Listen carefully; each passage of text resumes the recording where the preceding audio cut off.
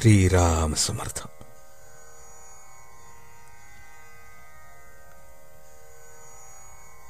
धर्म म्हणजे नीती आणि अध्यात्म यांचा संयोग.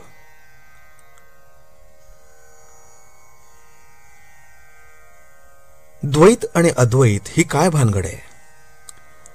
भगवंतापासूनच सर्व झाले, एकापासून दोन झाले, आपण मूळ स्वरूपापासून बाजूला झालो म्हणून द्वैत आले.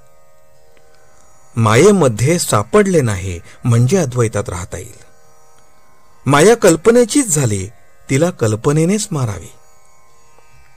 एकच करावे, अद्वैतात जे राहिले त्यांच्या नादी आपण राहावे. भगवंताचे होण्याकरता ज्याने मी वेगळा झालो ते सोडावे. ज्याच्यापासून माया निर्माण झाली त्यालाच शरण जावे.